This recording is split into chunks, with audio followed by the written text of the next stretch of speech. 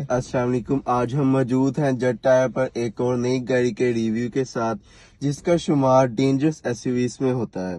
ये गाड़ी पाकिस्तान की उन गाड़ियों में आती है जिन्होंने टोयोटा की पहचान बनाई। जी, हम बात कर रहे हैं टोयोटा रीवो की। जी, हम इनके ओनर से बात करेंगे। तो सर फरहान साहब, आप कैसे हैं? ठीक है आप? अल्लाह का शुक्र, आप सुनाए? ठीक है सर मैं भी ठीक। तो सर प्लीज आप इसका नाम, वेरिएंट और मैन्युफैक्चरिंग ईयर तो बताएं।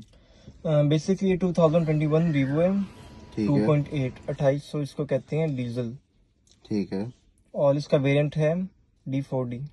अच्छा, चलो मैं आप लोगों की नॉलेज में इजाफा करता चलूं कि जो टोयोटा रीवो है वो 2017 से लेकर 2026 तक आया है। फिर 2022 में टोयोटा ने अपनी रीवो की लुक चेंज की, जिसे हम टोयोटा रोको भी कहते हैं। लेकिन उसके बाद फिर 2024 में दोबारा से लुक चेंज हुई, जिसे हम टोयोटा GR के नाम से जानते हैं। लेकिन हम 2022 से 2026 तक सिर्फ इनके मीटर का, फ्रंट बैक हेडलाइट और फ्रंट बम्पर का फर्क आया, बाकी सारी चीजें बराबर है। ऐसे ही है फरहान जी साहब? जी, बाकी सारा सेम। अच्छा, इसमें कौन सा इंजन आता है फरहान साहब? इसमें बेसिकली 2800 डीजल है, जिसको हम 2.8 लीटर कहते हैं। 2800 ये ठीक बहुत है। पावरफुल इंजन है। ठीक और है। ये 201 HP है और ठीक है। 500 न्यूटन मीटर टॉर्क है इसका। अच्छा, तो हमें ये भी बताएं कि ये टोयोटा रीवो में 2017 से जैसे स्टार्ट हुआ है, तो इसमें कभी पेट्रोल इंजन आया? नहीं, इसमें पेट्रोल इंजन ही है। बेसिकली डीजल इंजन ही आया है, इसमें पेट्रोल नहीं, क्योंकि वो कामयाब नहीं है, मुझे लग रहा है इसी वजह से शायद नहीं है। अच्छा, तो आपने कभी पहले डीजल इंजन यूज किए? जी, मैं डीजल इंजन एक और भी यूज करूँ। मेरे पास टोयोटा हाइलक्स सर्फ है, वो मैं अच्छा, यूज करूँ। तो आपका कैसा एक्सपीरियंस है? जैसे डीजल इंजन के साथ कुछ लोग कहते हैं कि नहीं, ये हमसे बहुत ही ज्यादा शोर करता है या बहुत ही ज्यादा खर्चे करवाता है, लेकिन आपके साथ कैसा एक्सपीरियंस रहा इसका? नहीं नहीं, मैं तो अभी इसको हम्म। एंजॉय कर रहा हूँ। ये बहुत अच्छा चल रहा है मेरे साथ। इसको मैं काफी जगह ले गया हूँ। ये नारायण खान भी गए एक सही है। बार, इस्लामाबाद के 5 बस कद्दू भी गई है, और ये कराची भी गई है 3-4 दफा कोई। अच्छा, तो जैसे आपने तकरीबन आधा पाकिस्तान घूम चुके हैं, है ना? जी जी। तो नॉर्दर्न वगैरह साइड पे भी गए हैं, तो आपको कहीं ये तो नहीं लगा कि गाड़ी अपनी पावर लूज करी है, या गाड़ी चढ़ाई नहीं चढ़ी, या इसका जो 4x4 है वो सही काम नहीं कर रहा? नहीं नहीं, मैंने इसका 15-15 16-16 घंटे भी नॉन स्टॉप ड्राइव किया। एक भी ठीक जगह है। किधर ऐसे नहीं लगा कि ये पावर लूज कर रही है। उल्टा हम्म। ऐसे लगता है कि इसमें पावर आ गई है। ये जो बहुत पावरफुल मशीन है। तो सबसे पूछे जाने वाला सवाल है तो इसके एवरेज का, तो क्योंकि काफी लोगों का सवाल होता है कि जैसे ज्यादा बड़े इंजन होते हैं उनकी एवरेज कम होती जाती है, तो इसकी एवरेज आपको कितनी मिली है ज्यादा से ज्यादा? इसकी जो शहर में एवरेज है वो 10 हम्म। से 10.5 दे देती है अच्छा। आराम से। और जो लॉन्ग पे है वो 13.5 तक, 13 से 13.5 तक टच कर जाती है। अच्छा, यानी ये तो काफी अच्छी एवरेज दे रहा है आपको, क्योंकि जैसे 2800 डीजल इंजन है। जी जी। अगर यही कोई दूसरी गाड़ी हम लेते हैं 2800, तो वो तो काफी कम करती है, जैसे 4-5 से ऊपर मेरे ख्याल नहीं है कोई करती। जी, इसकी बेसिकली ये मैं हम्म। इसको 130 पे 20 पे इसका क्रूज लगा के इसी के साथ ये 13 साढ़े 13 तक मुझे आराम से देती है 130 पे। यानी आप इंजॉय कर रहे हैं, आपको जी तो जी। बिल्कुल सही एवरेज दे रही है। हाँ अच्छा, तो एक और बड़ा मेन सवाल रहा है कि ना, जैसे ज्यादा बड़ी गाड़ियां होती हैं तो लोग समझते हैं कि बहुत महंगी गाड़ी है। जी जी। तो आपने ये कितने की परचेज की, अगर आप बताना चाहे तो हमें? ये टोयोटा रिवो है 2021। ठीक है। ये जब मैंने लिया था 50,000 चला हुआ था, बहुत कम। और ये अच्छा। मैंने बहुत ढूंढ के गाड़ी ली है। मैं तकरीबन 70-80 की गाड़ी मैंने देखी थी, मुझे कोई पसंद नहीं है, कोई इंजन लो मार है। ये मैंने बिल्कुल परफेक्ट हर एक चीज इसकी ओके ली है मैंने। ये तो चला भी आपने बहुत कम। इंस्पेक्शन करवाई थी इसकी? जी जी, मैंने पार्कवीर से इसकी इंस्पेक्शन कराई थी, फिर मैंने लिया था। अच्छा, तो ये मैंने 1,30,00,000 का लिया। सही, यानी मेरे ख्याल से आपने 2022 के लिहाज से थोड़ा सा एक्सपेंसिव लिया है ना? जी जी, मैंने इसी वजह से ऐसे। एक्सपेंसिव लिया। एक तो ये हम्म। कलर नहीं मिल रहा था, और जो है जो भी मुझे मिल रहे थे 80 से 90 मैंने विजिट किए थे, डाले। हम्म। कोई किसी का इंजन लो मारा था, कोई पेंट था। ये सही। टोटल जेन्युइन, इसकी हर चीज एक परफेक्ट कंडीशन में। इसी वजह से मैंने एक्स्ट्रा थोड़े पैसे भरे हैं। सही हो गया। तो इसके रिम्स कितने इंच के आते हैं? बेसिकली इसके रिम्स जो है 18 इंच के। सही। 265-60 और 18 इसकी है, 18 इंच के रिम्स हैं इसमें। सही। और इसमें जैसे आपने 1,30,00,000 की ली है, जी तो जी। इसमें फीचर कौन कौन से आ जाते हैं? इसमें बेसिकली हमारे पास बहुत फीचर्स आ जाते हैं। बेसिकली इकॉन मोड हमारे पास आता है, डीजल की अच्छी कंजप्शन के लिए हमारे पास आता है, ठीक है। अच्छा, तो और तक आप यानी यूज करते हैं? जी जी, इकॉन पे रहती है गाड़ी। पावर मोड पे कभी कभी अगर करनी हो तो पावर मोड पे कर लेता हूँ। पावर मोड पे ये होता है, इसमें पावर आ जाता है, उसमें ये होता है कि इसमें पावर जो है ज्यादा होती है जरा, तो कितना फर्क पड़ता है 10 से? काफी फर्क पड़ जाता है अच्छा, इसमें। और ठीक है। उसके बाद इसमें ड्राइव मोड पे बेसिकली चलाता हूँ। इसमें स्पोर्ट्स मोड भी है बेसिकली। अच्छा, तो स्पोर्ट्स मोड में इसका क्या, कैसे चलती है स्पोर्ट्स मोड में? इसको एस पे कर देता हूँ और इसमें हम्म। प्लस माइनस गेयर जो है वो मैनुअली शिफ्ट अच्छा, होते हैं। यानी जैसे जी जी, मैनुअल गाड़ी हो जाती है जी जी वैसे, मैनुअल ठीक। होती है। हमारे पास इसमें क्रूज कंट्रोल आ जाता है। उसके बाद हम्म। हमारे पास क्लाइमेट कंट्रोल इसमें आ जाता है। फिर हमारे पास अट्रैक्शन कंट्रोल आ जाता है, अट्रैक्शन ऑन करना है या आपने ऑफ। गाड़ी के लिए उसके लिए होता है, गाड़ी स्लिप ना हो आपकी और इसकी ग्रिप अच्छी रहे। और इसमें डैक आ जाता है। और ये जहाँ पे डेजर्ट एरिया में यहाँ पे कीचड़ फंस जाए, इसमें ये 4 व्हील भी दिया हुआ है एक। जब हम चढ़ाई से उतरते हैं बेसिकली तो हम ये डैक पे कर दें तो बहुत स्मूथ और अच्छी गाड़ी उतरती है। इसके अंदर एक डिफ लॉक भी है बेसिकली, जो इस तरीके से कुछ काम करता है। गाड़ी किधर फर्ज करे मड में फंस जाती है, जो सा गाड़ी का टायर मड में फंसा होगा वो नहीं घूमेगा, उसके अलावा बाकी टायर घूमेंगे। जो फंसा होगा मड में वो क्यों नहीं घूमेगा? अगर वो घूमेगा तो गाड़ी उसके धन से जाएगी नीचे बीच में।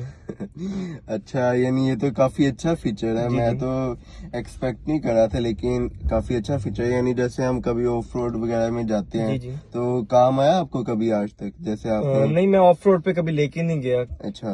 जी। और इसमें बेसिकली H4 भी आता है। वो 4x4 होता है, चारों टायर में एक इक्वली पावर होती है। और एक इसका होता है ऐसे बिल्कुल जो स्ट्रेट चढ़ाई होती है ना उस पे L4, ठीक इसमें है। वो भी आया हुआ है। अच्छा, तो आपने यूज किए? नहीं, मैंने कभी यूज नहीं किया, लेकिन एक दो बार जब मैंने लेनी थी उस वक्त मैंने इसको चला के देखा था, ठीक था। ठीक काम कर रहा है, जी जी। सही। और इसमें एयर बैग्स भी हैं। सही। इसका ना वहां से ऑफ भी हो सकता है, हाँ आप ऑन भी कर सकते हैं। क्या और एयर बैग? जी जी, इसका क्यों? Air bag.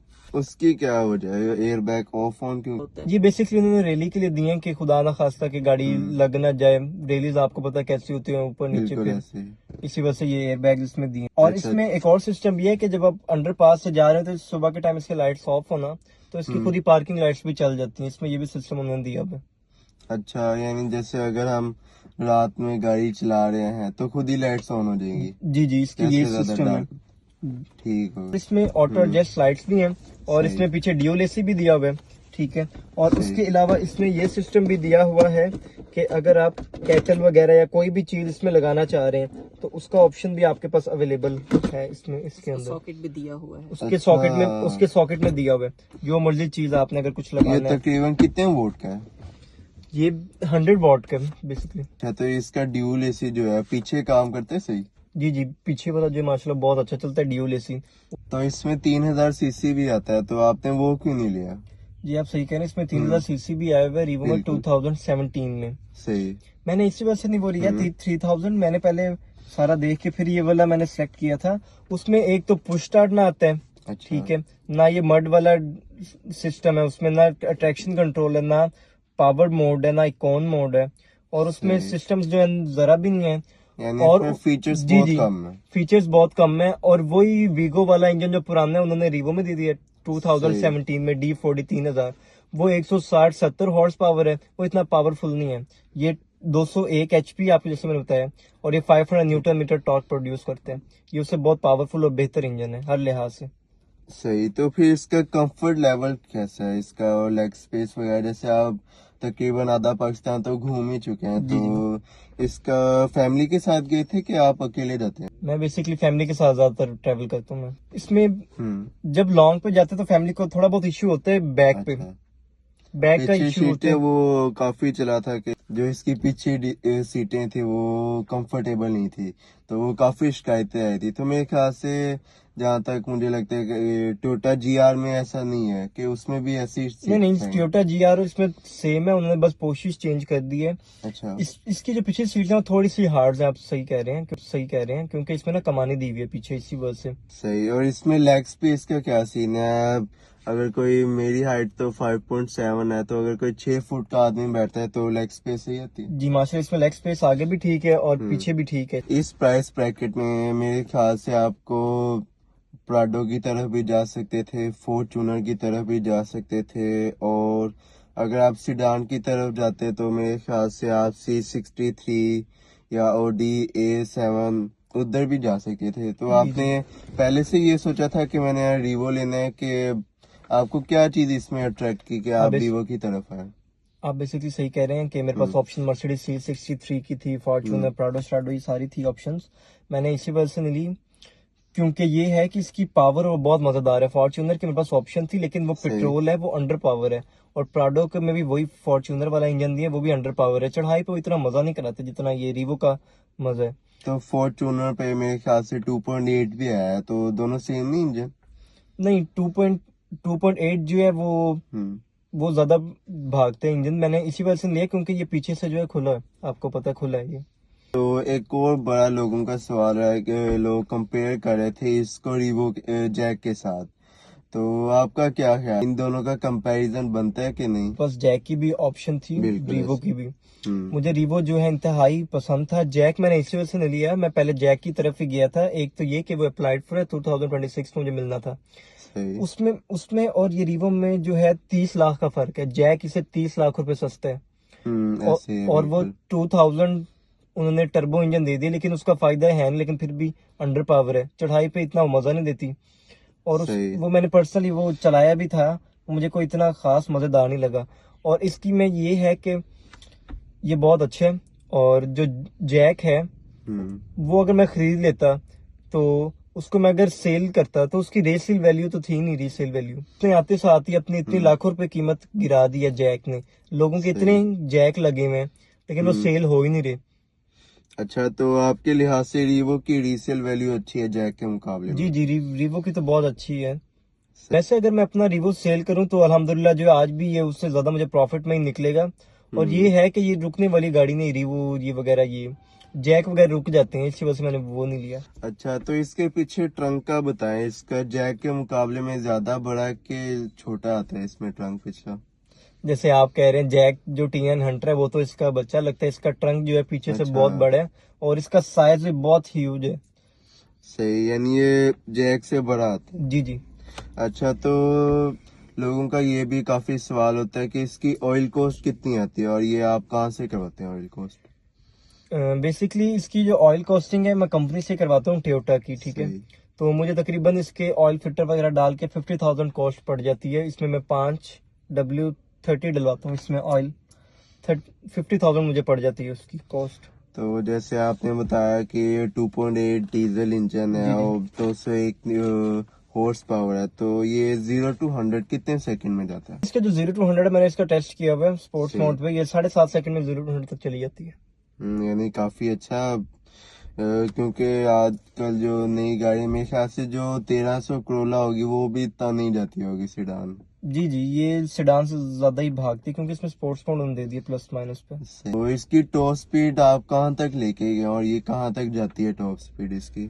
इसकी बेसिकली मैं टॉप स्पीड 200 तक पूरी लेके गया हूँ, लेकिन उन्होंने आगे 200 से आगे मीटर लॉक इसका किया होता है, 200 तक ही अच्छा, जाते हैं। यानी 200 मैक्स पावर है और 200 तक जाती है जी ये। जी, इसको मैं लेके गया हूँ 200 तक सही। पूरे। तो इसके मीटर में कौन कौन से फीचर आ जाते हैं? इसके मीटर में जो है काफी फीचर्स आ जाते हैं, जैसे कि इंडिकेशन आ रही हो दरवाजा खुलने की या फ्यूल एवरेज वगैरह, आउट टेम्परेचर बताता है, ये मोड्स बताता है, स्पोर्ट्स मोड पे किस मोड पे, ये सारा ये बताते हैं मीटर में। यानी सारा कुछ शो करता है, मीटर जी में जी भी शो करता है। जी। तो उम्मीद करता हूँ कि आप लोगों को ये इसके बारे में जान के अच्छा लगा, क्योंकि हमने इनको कहा था कि आपने बिल्कुल होनेस्ट रिव्यू देना है, क्योंकि अक्सर लोग ना गाड़ी को अच्छा दिखाने के लिए वो सच नहीं बताते। तो हमने इनसे पहले ही कहा था कि हमें ओरिजिनल रिव्यूज चाहिए ताकि हम लोगों को ज़्यादा से ज़्यादा गाइड कर सके कि ये गाड़ी लेनी चाहिए, इस गाड़ी में कौन कौन से फंक्शन आते हैं, क्या क्या इश्यूज फेस करने पड़ते हैं। बस आपको अभी तक इस गाड़ी का कोई मेन इशू तो नहीं फेस करना पड़ा, जैसे कोई इंजन में मसला आ गया या कोई इसकी सस्पेंशन में? नहीं नहीं, सस्पेंशन इंजन जो है इसका 100% जा रहा है। मैंने इसको जो है 20,000 इसको मैंने तकरीबन चला लिया है 4-1 मंथ्स के अंदर। मैंने इसको अभी तक तो कोई मसला वगैरह इसलिए नहीं दिया किधर भी। तो उम्मीद है आपको ये टोयोटा रीवो के बारे में जान के अच्छा लगा होगा।